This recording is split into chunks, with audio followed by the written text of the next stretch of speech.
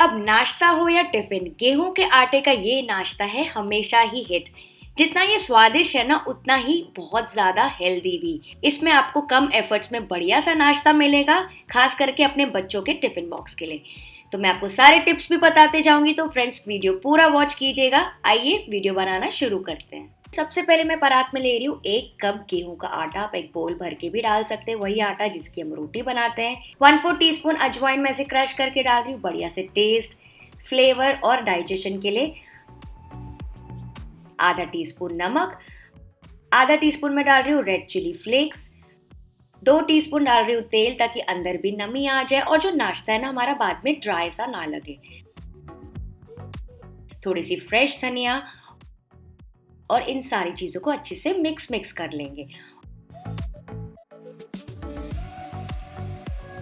और अब थोड़ा थोड़ा करके पानी ऐड करते जाएंगे और इसका आटा गूंथ लेंगे।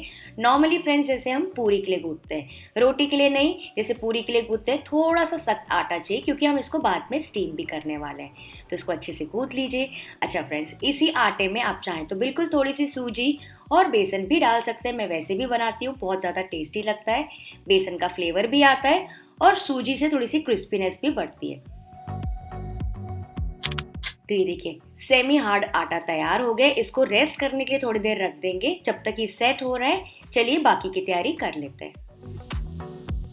फिर एक थाली में मैं ग्रेट कर रही हूँ बॉईल किए हुए आलू। तो करीबन 3 से 4 आलू को अच्छे से ग्रेट कर लीजिए। फ्रेंड्स आप चाहें तो यहाँ पे थोड़ा सा चीज़ भी ग्रेट करके डाल सकते हैं और पनीर भी डाल सकते हैं, बहुत ही ज़्यादा स्वादिष्ट लगता है। लेकिन मैं आपको एकदम जो बेसिक इंग्रेडिएंट्स होते हैं ना, सबके घर में हमेशा होते हैं, उसके साथ बता रही हूँ।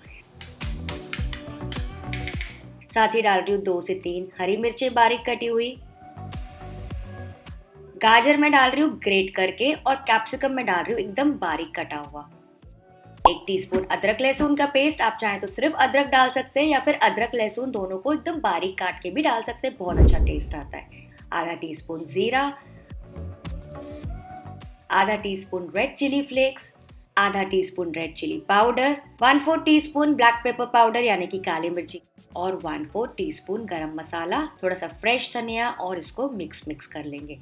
तो अच्छे से इसको ऐसे चला लीजिए। फ्रेंड्स आप चाहें तो यहाँ पे और कोई भी मसाले जो आपको पसंद है वो आप डाल सकते हैं। और यहाँ पे एक चीज़ फ्रेंड्स आपको ध्यान रखना है, जो गाजर और कैप्सिकम आपने ध्यान दिया होगा, हमने एकदम बारीक काट के डाला है। तो बस ये ध्यान दीजिएगा, क्योंकि हम इसको आगे फोल्ड करने वाले हैं रोटी में। तो फ्रेंड्स और भी कोई वेजिटेबल्स जो आप चाहें इसमें डाल सकते हैं, जैसे कि मटर, कॉर्न्स वगैरह क्रश करके भी डाल सकते हैं, पत्ता गोभी भी डाल सकते हैं, लेकिन बस ये ध्यान रखिएगा कि सब बारीक कटी होनी चाहिए। तो ये देखिए हमारा मसाला तैयार हो गया, एकदम बेसिक मसाला है। इसको साइड में रख देंगे। ये देखिए, जो बस ये ध्यान रखना है आपको कि जो मसाला है थोड़ा सूखा सूखा होना चाहिए। एकदम गीला रहेगा तो आपकी शीट सॉगी हो जाएगी। तो इसके लिए आलू पहले से ही बॉईल करके रख दीजिएगा। तो फ्रेंड्स इसको एक्स्ट्रा मसालेदार बनाने के लिए इसी मसाले में आप पेरी पेरी मसाला, मैगी मसाला डाल सकते हैं, बच्चों के लिए पाव भाजी मसाला डाल सकते हैं, यहाँ तक कि चीज़ भी ग्रेट करके डाल सकते हैं। ठीक है। और यहाँ पे मैंने यूज़ किया है गेहूं का आटा। आप चाहें तो 2-3 आटे मिक्स करके डाल दीजिए और हेल्दी करने के लिए, या फिर मल्टीग्रेन आटा भी आप यूज़ कर सकते हैं। चलिए आटा भी चेक कर लेते हैं। देखिए आटा अच्छे से सेट हो गया। जब भी फ्रेंड्स आप गेहूं का आटा गूंथें तो 15 से 20 मिनट का रेस्ट बहुत इंपॉर्टेंट है। तो इसको फिर से थोड़ा सा नीड कर लेंगे, गूंथ लेंगे ताकि स्मूथ हो जाए। इसकी एक लोई लेंगे और हल्का सूखा आटा यूज करके एक बड़ी सी रोटी तैयार करेंगे। नॉर्मली जैसे आप रोटी बनाते हैं, बस ये ध्यान रखिएगा रोटी थोड़ी सी हमको बड़ी चाहिए। और अगर आप पतली कर सकते हैं, जितनी पतली कर सकते हैं उतनी पतली कीजिएगा, बहुत ज़्यादा भी पतली नहीं कि फट जाए स्टीमिंग में। मैं आपको दिखाती हूँ कितना। ये देखिए बड़ी सी शीट मैंने तैयार कर ली, रोटी से थोड़ी बड़ी, इतनी थिकनेस की।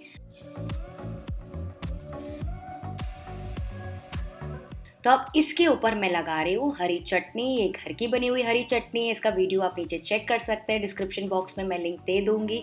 अच्छे से इसको स्प्रेड कर लीजिए। पतला लेयर हमको चाहिए।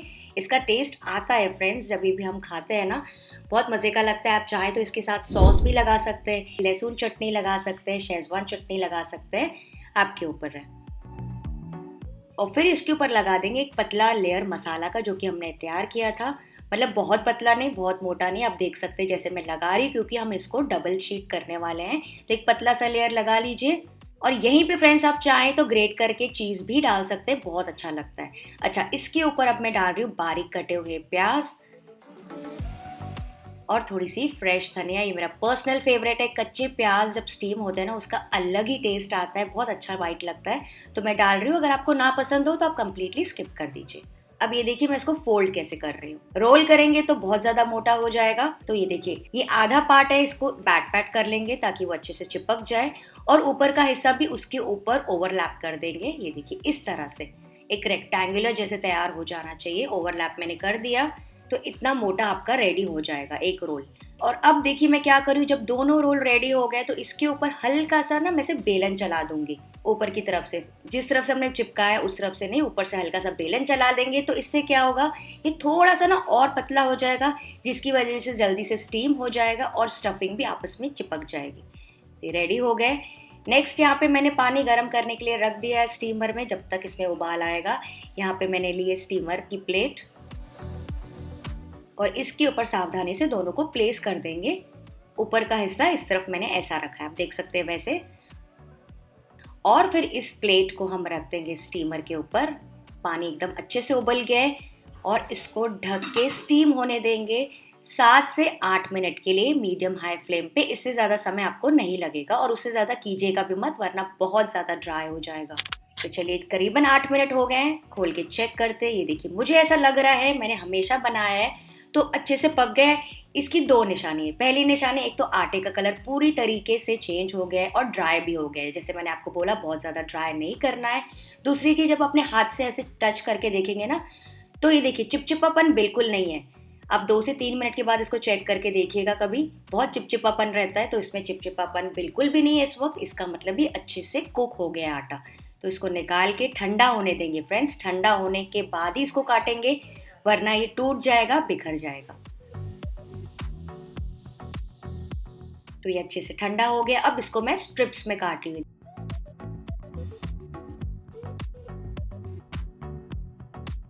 देख सकते हैं कितनी आसानी से कट रहा है, क्योंकि ये ठंडा भी हो गया और कुक भी हो गया है।